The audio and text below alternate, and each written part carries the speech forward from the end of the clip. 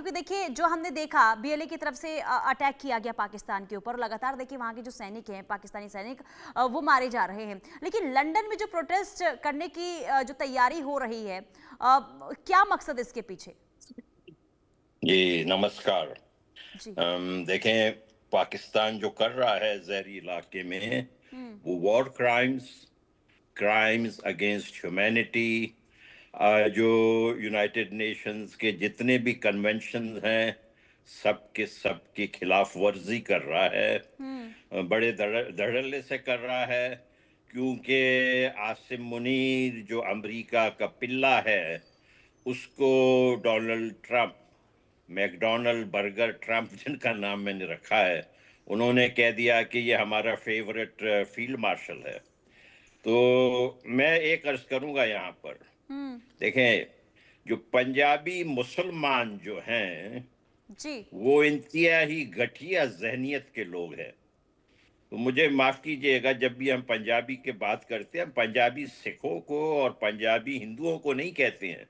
वो इंतहाई अच्छे, इंतहाई अजीम लोग हैं, उनकी बहुत ज़बरदस्त फिलॉसफी है। यहाँ पे हम्म। अमेरिका में मैं उनके टेम्पलों में गया हूँ, उनके मंदिरों में गया हूँ, बहुत ज़बरदस्त लोग हैं। देखिए, जहाँ तक ये पंजाबी मुसलमान हैं, जी। ये ही सब में बड़ा आफत है। देखें, ये जो कुछ जहरी में हो रहा है, पंजाबी मुसलमानों की जो ये सोच है ना कि हम सब में ज्यादा सुपीरियर हैं, हम्म।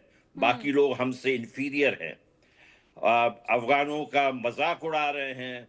अफगान जो भी आए पाकिस्तान में, वो अपने इलाकों में आए। देखे, ये जो पश्तून खैबर पश्तूनख्वा है, वो हम्म। अफगानिस्तान का हिस्सा है।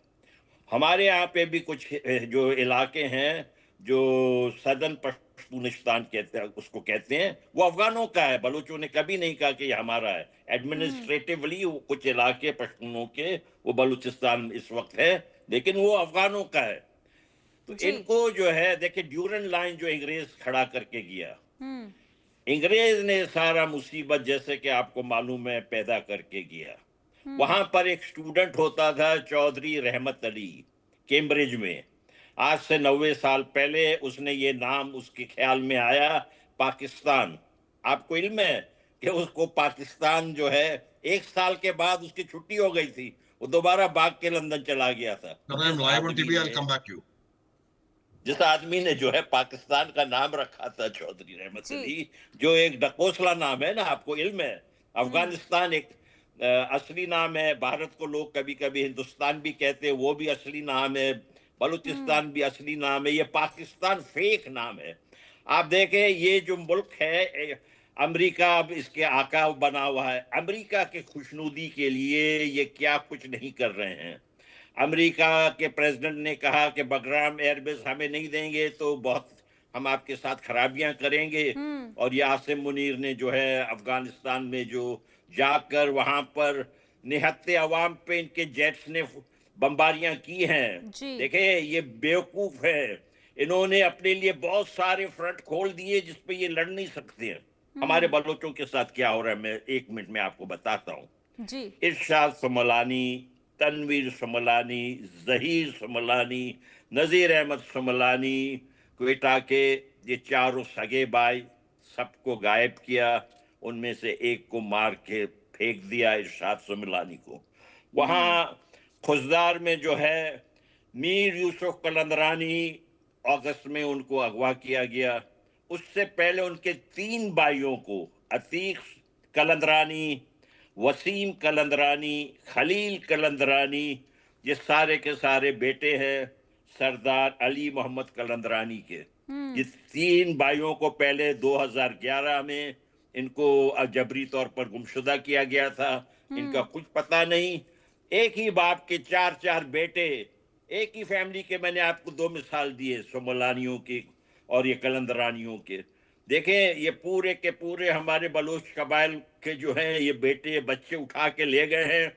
ये हजारों की तादाद में सोमलानी लोग हैं, ठीक हजारों है। के तादाद में कलंदरानी लोग हैं। ये हाँ। सब के सब आज बीएलए, बीएलएफ इनमें शामिल हो गए हैं। क्योंकि हम्म। जब आप आम लोगों के साथ ज्यादतियां करते हैं, घरों में घुस के आके बच्चों को उठा के ले जाते हैं, हम्म। मैं अपने जो हमारे दोस्त जो लंदन में ये कर रहे हैं, मैं उनको अप्रिशिएट करता हूं। हमारे बहुत अच्छे दोस्त हैं।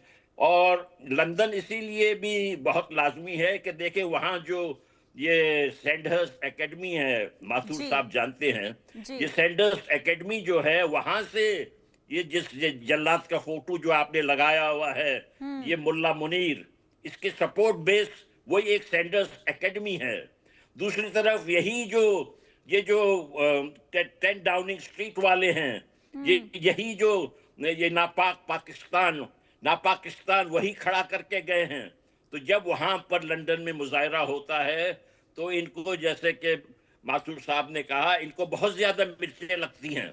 और जी, ना सिर्फ 19 अक्टूबर को लंदन में हो रहा है, बल्कि हैनोवर जर्मनी में भी जो बलोच नेशनल मूवमेंट कर रहा है। ठीक है। लंदन में जो है बलोच कम्युनिटी तमाम के तमाम लोग उसमें शामिल हैं। मैं उम्मीद करता हूं कि जो बरतानिया के पार्लियामेंट के कुछ मेंबरान हैं वो हुँ, भी यहां जाएंगे। और ये जो बरतानिया की हुकूमत भी जो पाकिस्तान की फौज का साथ देती है, वो नस्ल परस्ती है। ये नस्ल परस्त लोग हैं। इसीलिए ये भारत दुश्मन, अफगान दुश्मन, बलोच दुश्मन जनरलों को ये परवान चढ़ाते हैं। बिल्कुल। शुक्रिया। बिल्कुल। बिल्कुल मेजर जनरल अनुज जी, क्योंकि देखिए चौतरफा इस वक्त घर में ही घिरता हुआ पाकिस्तान देखिए नजर आ रहा है। और अब जिस तरीके से हालात देखिए अफगानिस्तान को लेकर बने हुए हैं, इससे पहले हमने पीओके में देखा और इसके बाद खैबर पख्तूनख्वा का भी हमने रुख देखा। लेकिन आखिर पाकिस्तान की जो सरकार है, वहाँ की जो सेना है, आखिर क्यों, क्या वजह मानी जाए कि वो बिल्कुल सुधरने का कहे, अगर मैं वर्ड ये सही यूज करी, सुधरने का नाम नहीं ले तो गलत नहीं होगा।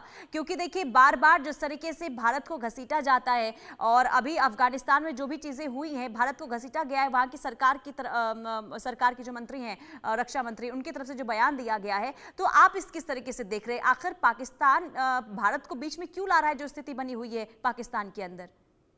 पुनीता, मैंने थोड़ी देर पहले भी प्रयास किया था ये बताने का। जी। भारत को बीच में इसलिए लाना पड़ता है हम्म। कि पाकिस्तान को मालूम है कि किस प्रकार का उनके ऊपर दबाव आंतरिक रूप से है, और पाकिस्तान के हर सूबे में वो दबाव आज खुल करके सामने आ गया है। चाहे वो पीओजे हो, जहां पर कि उन्होंने बंदूक के दम पे कई 100 लोगों को मार करके वहां पर कुछ शांति लाने की कोशिश करी है। गिलगित बाल्टिस्तान से आवाजें आ रही हैं, खैबर पख्तूनख्वा तो जल रहा है, बीएल बलोचिस्तान भी जल रहा है, सिंध से आवाजें आ रही हैं। इन तमाम चीजों का ये मकसद है, मतलब है कि जो कि अहमद भाई कह रहे थे, जो पंजाबी सुन्नी मुसलमान डोमिनेंस है पूरे पाकिस्तान में, और उसकी वजह से उन्होंने हर दूसरे बंदे को, हर दूसरे प्रकार के लोगों को दोयम दर्जे का ट्रीटमेंट दिया है, न केवल अभी, हमेशा से, सदैव से।